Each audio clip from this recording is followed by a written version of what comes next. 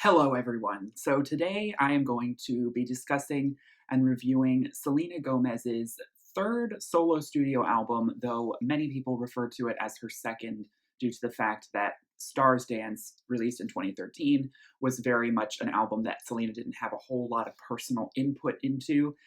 It was very much, a Disney Records project that she was just singing other people's songs for.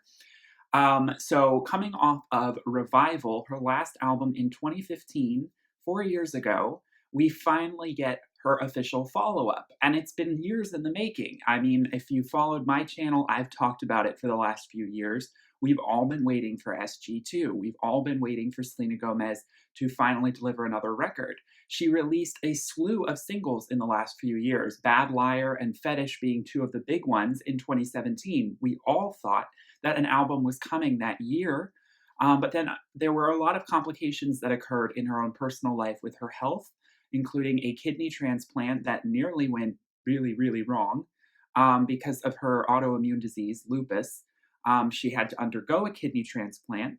And so there were a lot of complications with that surgery. I mean, it's always going to be something that really takes you back and she had to step out of the limelight for a considerable amount of time. And so the journey that she's been on for the last 3 or 4 years has been quite tumultuous. And so I knew that, at that point, we were probably going to have to wait quite some time for her to finally finish this record, even though she had stated at certain points, even at the end of 2017, that the album was done or about to be done and was ready to be released soon. I think some of these songs she had been sitting on the shelf for quite some time. But here we are, the first week of 2020, it finally comes out. The first New Year, new album that we get. And overall, I'm going to try and keep this review a little bit shorter just because, when it comes to pop music like this, I don't have as much to say. This is a very produced album. There's a slew of producers and co-writers on a lot of these songs, though Selena does have co-writing credits on every single song, which is good to see. I don't know if she was an executive producer like she was on Revival. I believe she was. So she has a lot more, like I said, she's very much putting herself into these songs, which is good to see. What I love about Selena's music, I mean, a lot of people fault her for her singing, her actual singing voice. It's not a belting, lofty, polished vocal. She's not Demi Lovato. Not even, a lot of other contemporaries of her category of pop music can necessarily she can't really hold the note the same way. And I mean, a lot of people know that AMA performance back in November was, I mean, I saw it. It was rough. It was rough to see. There might have been some technical issues that were causing it to be that way. And she also had supposedly had a panic attack right before getting on stage. So there were a lot of nerves. It'd been a long time since she'd actually performed in front of anyone. So that performance of Lose You to Love Me was pretty lackluster. There was definitely a lot of vocal issues going on there. So I got to be honest with you, going into this record, I did not have high expectations. Especially considering where I'm kind of am with mainstream pop right now. I'm not really expecting very much from it. I'm definitely not expecting anything that deep anymore. And on this record, it's called Rare. The album cover, at first I really didn't like it. I thought it was just overly simplistic without having any real meaning behind it. It just seemed kind of, honestly, a little artistically lazy. But I've grown to sort of understand why it is the way it is, or at least accept it. The splash of color on her t-shirt does kind of give it a bit of that energy. And I do think that, the simplicity is trying to sort of again, I feel like these albums are all about sort of a rebirth, as Revival was. I do think that ultimately, Revival almost felt more personal in parts than this album does, even though I think lyrically she's definitely very obviously addressing all of the things she's gone through. I mean, the Justin Bieber stuff, I don't know how long ago that was, but that feels like that was a long time ago. Like pre-revival even, that she was in a relationship, but I guess they were on again, off again for quite some time. And so, that is addressed in the lyrics of a lot of these songs. Issues with, her mental illness, her mental health, because she's definitely been struggling with that. Like I said, she took a lot of time away from social media. She basically was like, I'm not doing the internet, even though she would definitely do, the paid sponsorship posts and, the things you'd have to do when you're one of the most followed people on Instagram. You can't just completely not utilize that. But this album, it's very stark in certain ways, but it is definitely upbeat, and I am impressed to see how upbeat it was. I'm glad, the lead single "Lose You to Love Me" was this, sort of down tempo piano ballad.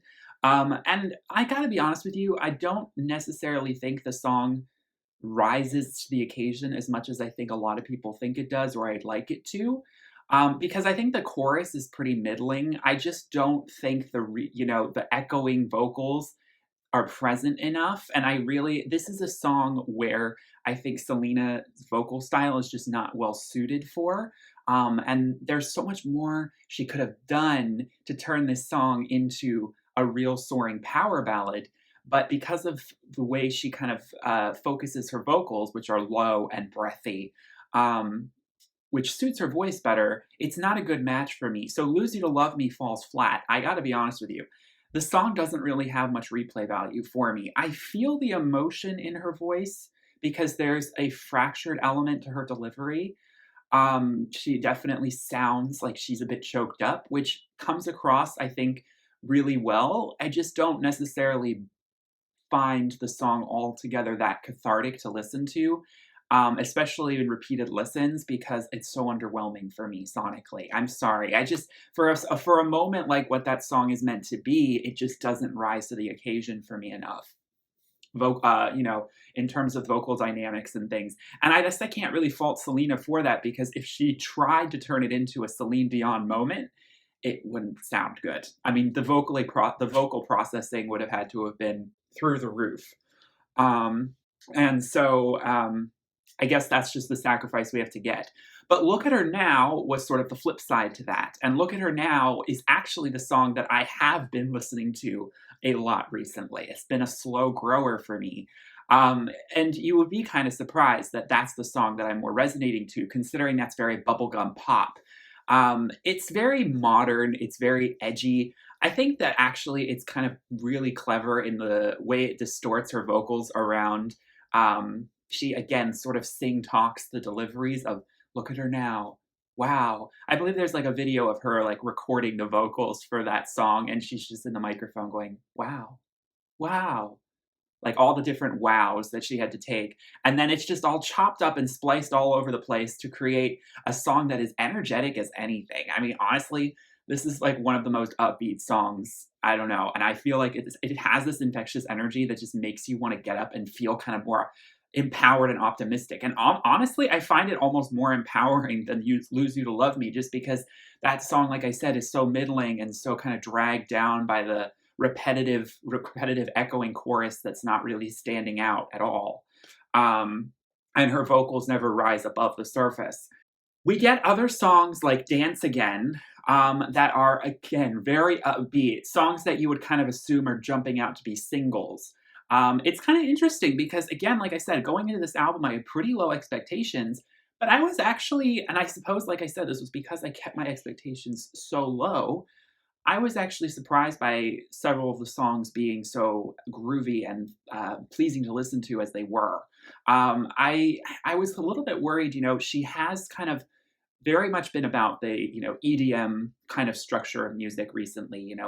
The cop out choruses was big on like all of her big hit songs like Wolves, Back to You, like a bunch of those songs were the DJ and just her providing verses, and then it dives into that electronic breakdown. And I'm impressed to see we don't get so much of that. We do get a lot of distorted vocal loops. We get a lot of kind of percussive, overproduced sounds that I do think is characteristic of the pop music that Selena is always in conversation with. In a lot of ways, this album doesn't feel too different to Revival or to Stars Dance. There are a bunch of songs on this record that could have easily fit on those records.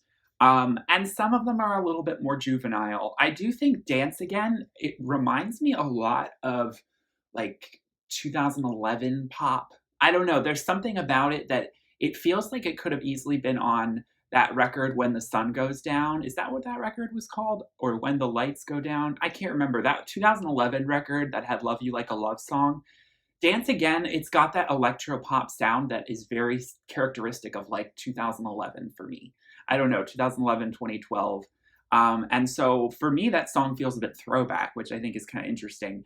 But the real highlight song on this record is Vulnerable. I've seen a lot of people, gravitate towards this track. Vulnerable is, I think, the perfect marriage of Selena's breathy lower vocals with a song that's electropop, but it actually is elevated and transcendent. It's well produced. John Bellion, The Monsters and the Strangers, Shudai and Gian Stone, the producers on that track, did a wonderful job, I think, in creating an atmosphere that's so lush. And that's what I think the song really relies upon, because it's so full-bodied, and it definitely is that moment where you finally feel like the album's really hitting its stride for me.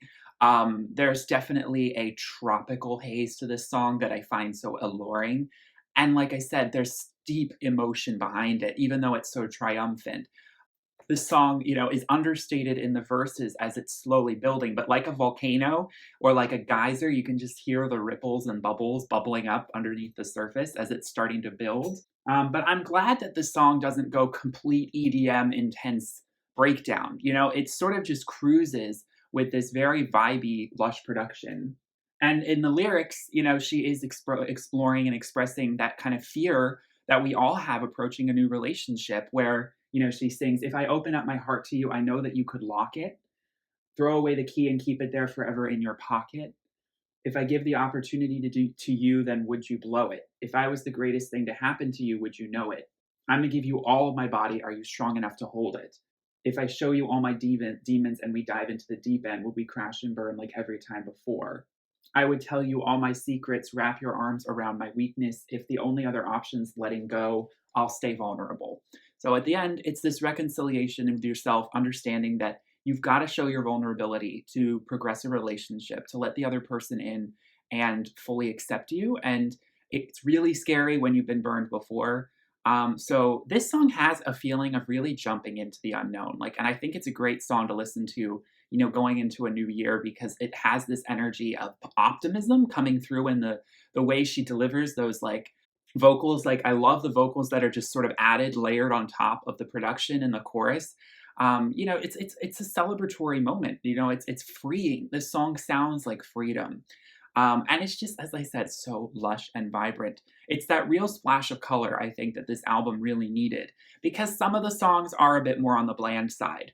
The following track, People You Know, is a song I'm really torn on, because on the one hand, I actually do really like the instrumental that carries the melody. I think it's just very catchy. And there's some interesting things done with her voice. It's definitely a very processed song. So I think her vocals are probably the most, altered that we get on almost any of these songs. But again, like I said, I expect that from Selena. Again, like I said, I'm not expecting necessarily raw organic vocals here.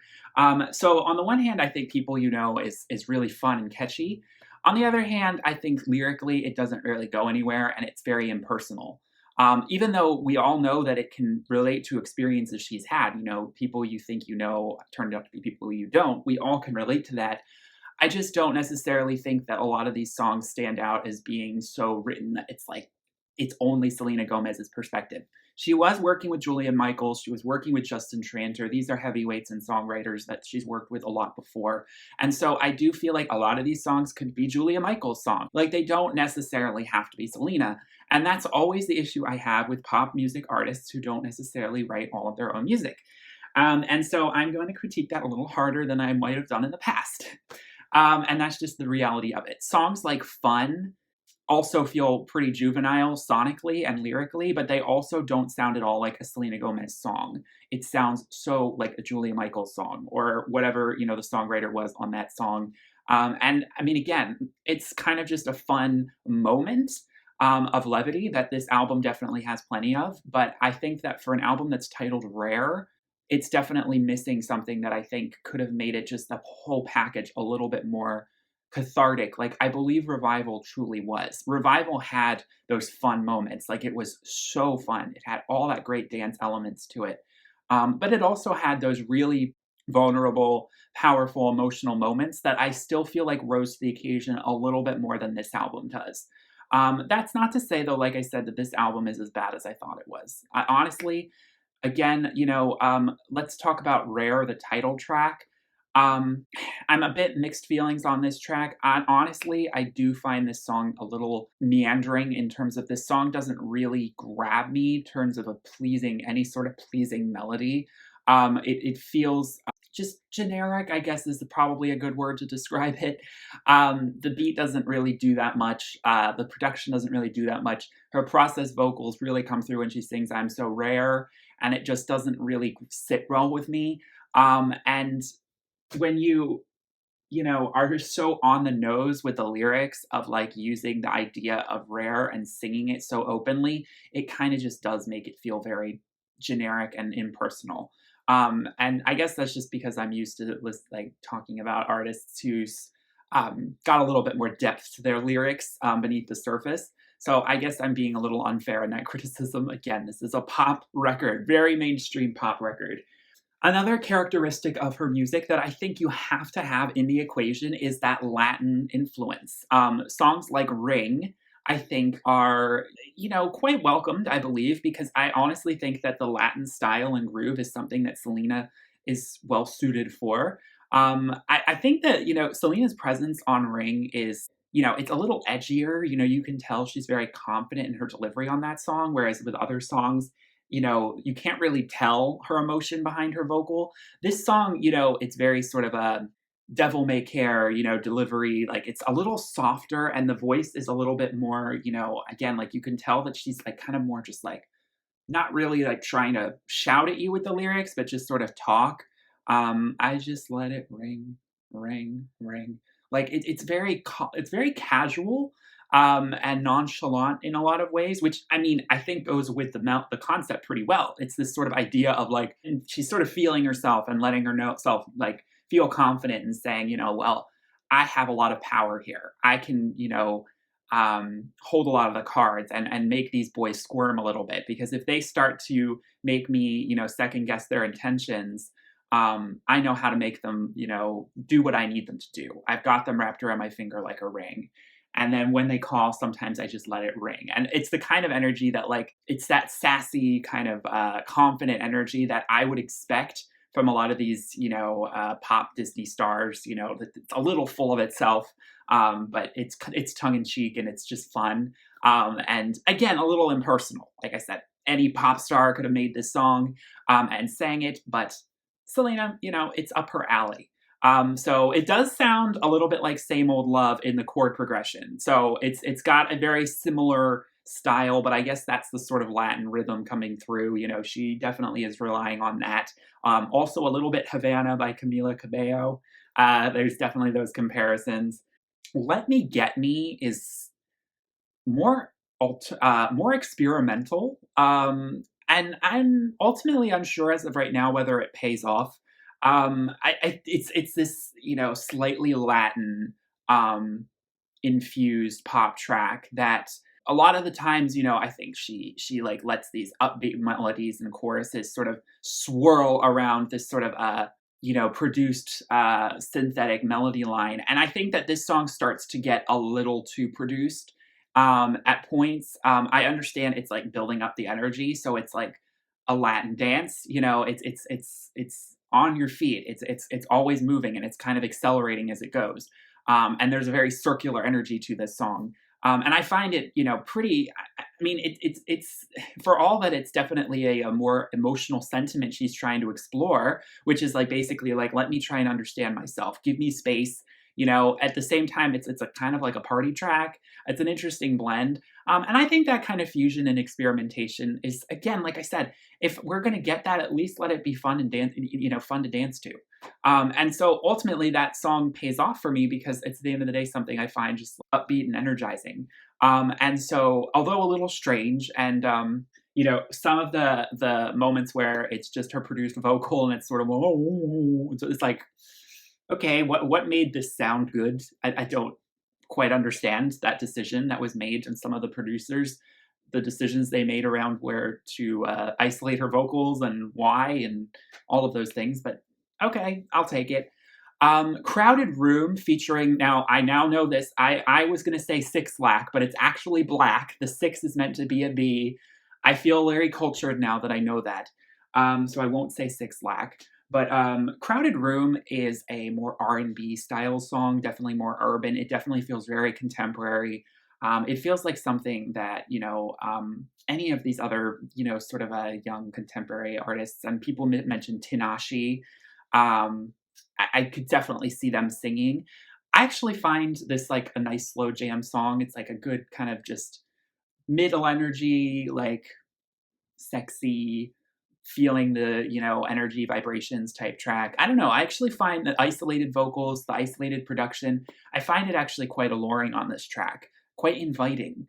And I don't mind the sort of hip hop inflection. Whereas on songs like A Sweeter Place, where Kid Cudi is in there, and it's not so hip hop, but it's definitely like flirting with that R&B urban style because of the Kid Cudi feature. The auto tune is just too much for me. I'm sorry, it's just too much. I don't even know if as a teenager I would have found this song pleasing. A Sweeter Place, I just have a really hard time getting with. And I just, again, I don't see the song. The song just doesn't go anywhere melodically for me.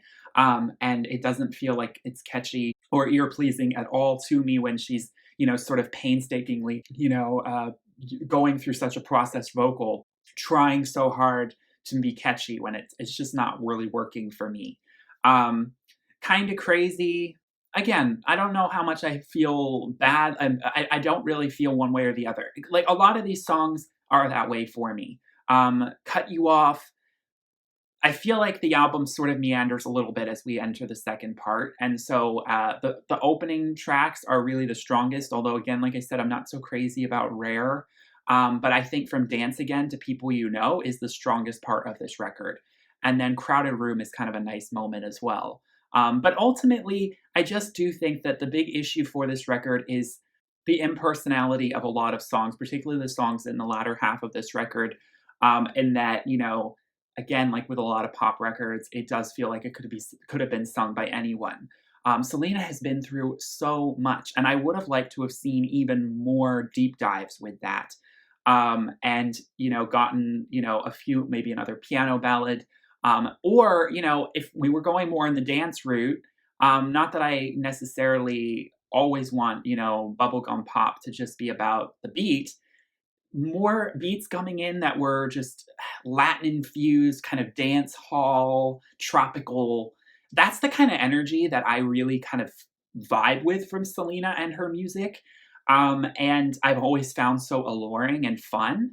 And so if we'd gotten a little bit more of that, like Vulnerable, People You Know, those two songs are probably the ones that flirt with that the most. And that was the kind of stuff that I loved on Revival. Again, I mean, some people might think it's just generic pop music, but hey, generic pop music done right. I ultimately, at the end of the day, like Selena's music because she really does, with her team, make good pop music for the most part. And the dance elements of her music are pretty infectious. The Latin infused elements, the Caribbean island infused elements, they are what I latch on to the most. And so at the end of the day, if I was really worried that this song was going to be so R&B and so urban that I just wasn't going to get any of that. And I am impressed that this album is as dancey as it is, even though I really shouldn't be that surprised. It's just seeing the trend in current music. And with Fetish, Fetish was definitely exploring kind of that more R&B side, which I definitely thought was that paid off pretty well for her in that instance. I definitely really, it's nice to see that this in some ways is an album where not as much has changed as I thought it would. I guess it's at the end of the day. This still kind of feels like an album that was made by a Disney star. And as for all that, Selena has matured. I do see maturity in this record. There's, that reflective Lose You to Love Me, I mean, has that mature or lyrical reflection behind it. You can definitely feel that. Even look at her now. I see that. So I'm not trying to say that this album isn't as mature. I just think that there's still more maturity to be explored. And I hope that Selena, continues to dive deeper with what she can say. I do think that as a songwriter, I don't know. It's again, I'm holding her to maybe an unfair standard. So let me know in the comments what you thought about this record. Overall, is it groundbreaking? No. Is it an album that I'm going to consider one of the best of the year? No. But is it bad? No. Is it deserving of such slander as I have seen some people online give it? Maybe not. But again, my expectations were very low. And I think that kind of helped a lot in this scenario because at the end of the day, with artists like Camila Cabello or artists like Selena Gomez, I'm a little tired of the familiar tropes that are so bubblegum, that's played out over and over again with those styles of music. And so I'm very weary of that sort of repetition. And so I'm all just really looking for those catchy beats that really want to make you dance, that just sound good, that's just are full of lush textures and instrumentation and really good produced pop music. And I think there are definitely some highlight moments for sure. And I would argue, again, like I said, I would argue that Vulnerable definitely needs to be a single. I hope it is. And actually people in a way too. It's like pretty catchy. So I mean, as much as it's very produced. So the highlight tracks for me, Look at Her Now, People Vulnerable, Let Me Get Me in a Weird Way. I don't quite know how to put my finger on it, and Crowded Room. Those are my favorites. Let me know in the comments what you enjoyed about this record, what your thoughts are. And if you enjoyed this review, thank you all so much for watching. Please give this video a like if you have not and if you enjoyed it. And subscribe if you are not as well to see more album reviews from me. And I hope to all see you in the next video. And I hope you all have had a wonderful new year, start to your new year. And I hope you all have a wonderful, blessed day. Thank you so much for watching. Peace, love, and light. Bye.